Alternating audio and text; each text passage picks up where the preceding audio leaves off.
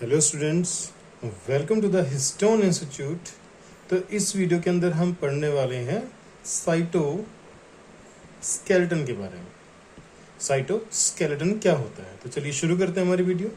देखिए, साइटोस्केलेटन जैसे हम लोग हैं ना, हमारी बॉडी के अंदर भी आपको एक स्केलेटल सिस्टम मिलता है।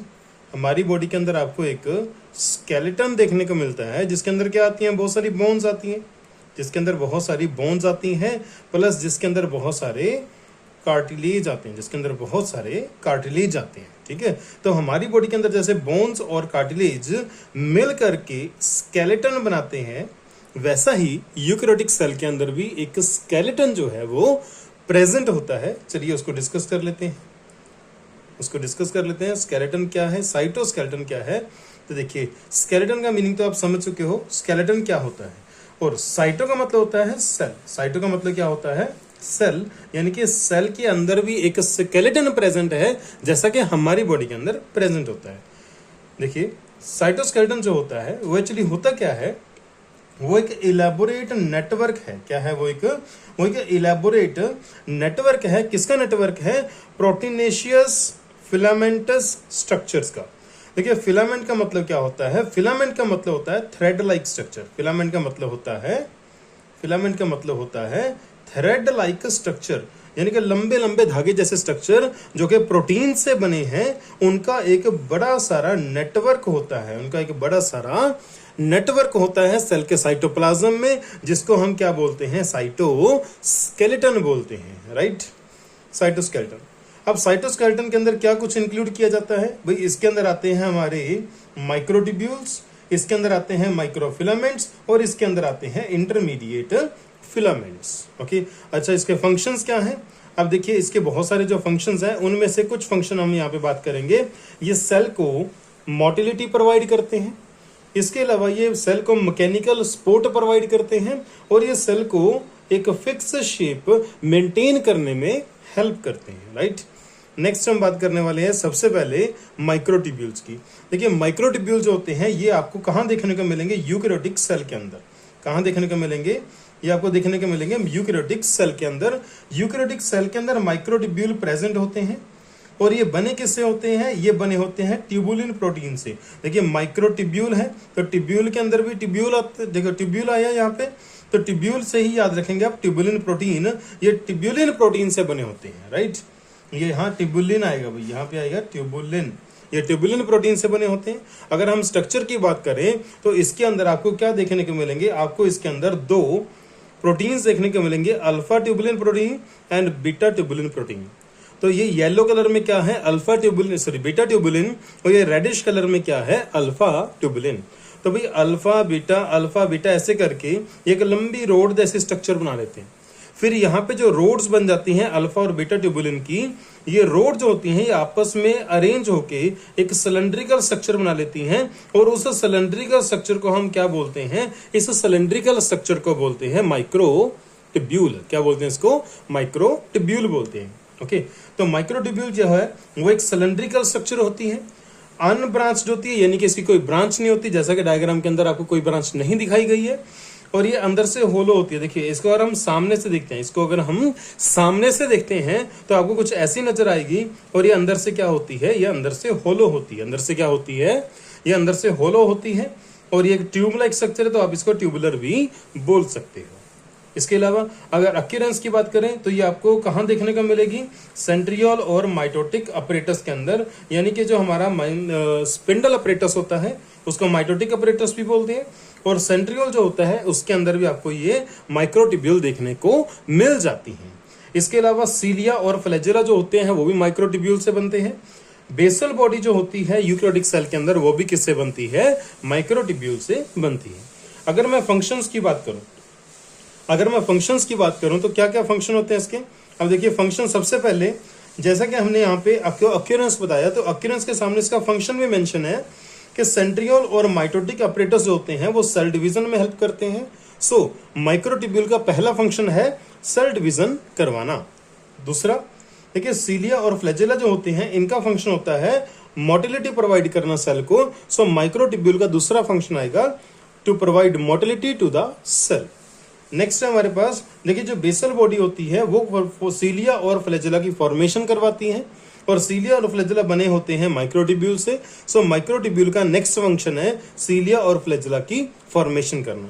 इनके अलावा ये सेल को रिजिडिटी प्रोवाइड करते हैं, एक फिक्स फॉर्म और शेप प्रोवाइड करते हैं सेल को।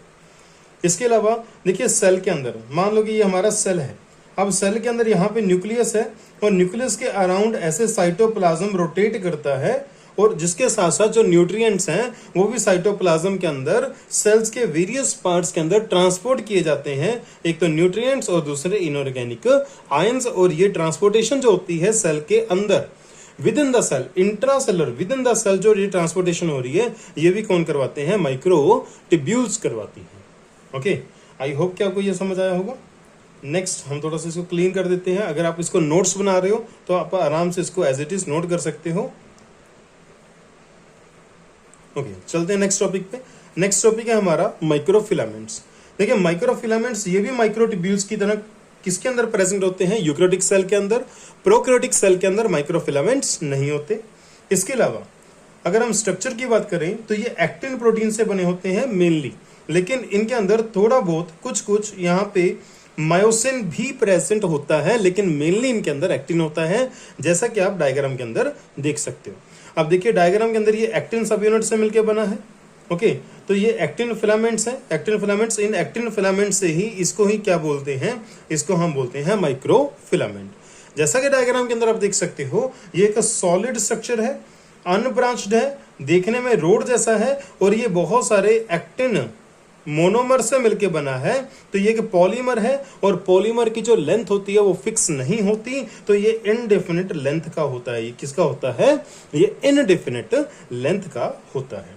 नेक्स्ट, ये सेल की जो प्लाज्मा मेम्ब्रेन होती है उसके साथ एसोसिएटेड होते हैं। इस सेल की प्लाज्मा मेम्ब्रेन के साथ एसोसिएटेड होते हैं। ओके, अगर इसके फंक्शंस की बात करूं तो ये क्या फंक्शन करते हैं, ये सूडोपोडिया की फॉर्मेशन करवाते हैं। आप इस वर्ड से फैमिलियर होंगे कि जो हमारे WBCs होते हैं, और इसके अलावा जो हमारा जो प्रोटोजोन होता है प्रोटिस्टा किंगडम के अंदर, that is known as amoeba. तो अमीबा के अंदर सूडोपोडिया की जो फॉर्मेशन होती है वो किसकी वजह से होती है, वो माइक्रोफिलामेंट की वजह से होती है, राइट। नेक्स्ट मैं बात करूँ, ये प्लाज्मा मेम्ब्रेन को सपोर्ट करते हैं, और इसके अलावा ये क्लीवेज फरो बनाने में हेल्प करते हैं। क्लीवेज फरो कहाँ बनती है, जब एनिमल सेल, देखिए जो एनिमल सेल होता है, एनिमल सेल जो होता है, एनिमल सेल के अंदर जब साइटोकाइनेसिस होती है, एनिमल सेल के अंदर जब साइटोकाइनेसिस होती है तो वहां पे आपको एक ऐसी सेंट्रीपिटल फरो बनती हुई नजर आती है जो अंदर की ओर ग्रो करती है, जो सेंटर की ओर ग्रो करती है, और धीरे धीरे चलते चलते यहां से दो डॉटर सेल बन के अलग हो जाते हैं।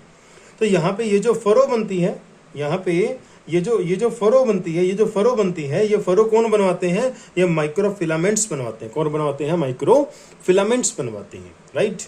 नेक्स्ट बात करेंगे इंटरमीडिएट फिलामेंट्स की। इंटरमीडिएट फिलामेंट्स भी आपको कहाँ देखने को मिलेंगे, सिर्फ और सिर्फ आपके यूकैरियोटिक सेल के अंदर। यूकैरियोटिक सेल के अंदर ये प्रेजेंट होते हैं, प्रोकैरियोटिक सेल के अंदर नहीं होते। और याद रखेंगे ये एसिडिक प्रोटीन से बने होते हैं। किससे बने होते हैं, ये एसिडिक प्रोटीन से बने होते हैं। में भी आपको याद होगा कि जब हम क्रोमोसोम की फॉर्मेशन करते हैं, तो हम डीएनए की पैकेजिंग करते हैं। तो उस पैकेजिंग में डीएनए की पैकेजिंग जो हम करते हैं, उस पैकेजिंग के अंदर एक तो हिस्टोन प्रोटीन्स का यूज होता है, दूसरा यहाँ पे हम बोलते हैं कि नॉन हिस्टोन क्रोमोसोमल प्रोटीन्स भी यहाँ पे यूज होते हैं। तो ये जो हमारे इंटरमीडिएट फिलामेंट्स हैं जो कि एसिडिक प्रोटीन से बने हैं, ये किसका मेंबर हैं, ये NHC प्रोटीन्स का एक मेंबर होते हैं। NHC प्रोटीन्स डिफरेंट टाइप के होते हैं, राइट। और उनमें से एक टाइप कौन सी, हमारी इंटरमीडिएट फिलामेंट्स, ठीक है। यानी कि ये पैकेजिंग के अंदर हेल्प करेंगे। आगे चल के बात करते हैं। अगर मैं इसके डायग्राम की बात करूं तो डायग्राम आप यहां देख सकते हो कि डायग्राम के अंदर क्या है, सबसे पहले एक मोनोमेरिक स्ट्रक्चर है। सबसे पहले हम इसको इरेज कर देते हैं पहले। तो सबसे पहले हमारे पास क्या है, एक मोनोमेरिक स्ट्रक्चर है। तो ये मोनोमेरिक स्ट्रक्चर जो है आगे चल के डाइमर और देन टेट्रामर बनाती है। फिर ये टेट्रामर आगे चल के एक सिलेंड्रिकल स्ट्रक्चर बनाते हैं। क्या बनाते हैं? एक ऐसे करके सिलेंड्रिकल स्ट्रक्चर बनाते हैं, जिसको हम क्या बोलते हैं? इंटरमीडिएट फिलामेंट बोलते हैं। और इसके बारे में अगर हम बात करें तो ये नॉन कॉन्ट्रैक्टाइल नेचर की होती है। देखिए कॉन्ट्रैक्टिलिटी अगर आप चाहते हो तो कॉन्ट्रैक्टिलिटी मिलेगी आपको एक्टिन और मायोसिन के केस में, जो कि हमारे माइक्रो फिलामेंट्स बनाते हैं, राइट।